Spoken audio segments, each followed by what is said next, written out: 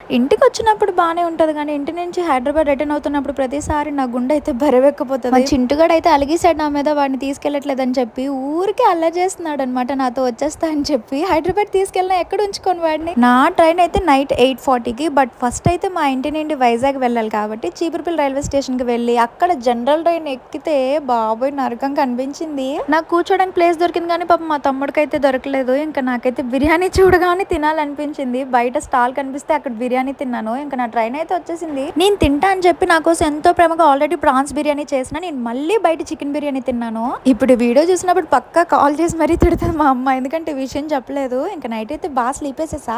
అదేంటి అప్పుడే హైదరాబాద్ వచ్చేసిందా అనుకున్న లోపే మా మనీ కూడా వచ్చేసాడు నన్ను పిక్ చేసుకోవడానికి. అబ్బబ్బబ్బా, ఈ అద్దం కనిపిస్తే చూడొద్దు అనుకున్నా సరే 10 సార్లు చూసుకుంటున్నాను నేను. ఇంకా తర్వాత అయితే మెట్రో ఎక్కేసాం. మెట్రో నుంచి ఎల్బీ నగర్కి వెళ్ళి ఎల్బీ నగర్ నుంచి ఆదిబట్లకి వెళ్ళాలి. బట్ ఈ లోపు డీమార్ట్కి వెళ్ళాను. డీమార్ట్కి వెళ్ళాలంటే నాకు చాలా భయం, ఎందుకంటే 100 రూపాయలతో పోయేదానికి నేను 1000-2000 సామాన్లు కొనేస్తాను. ఎందుకుంటాను నాకే తెలీదు. ఇంకా హాస్టల్కి వచ్చానా, సర్ప్రైజింగ్లీ వెన్స్డే అయినా సరే చికెన్ పెడతారు. బట్ ఆ రోజు ఎందుకు అక్క బిర్యానీ చేసింది. ఇంకా ఫుల్గా మళ్ళీ బిర్యానీ తిని బజ్జిన్నా అంతే.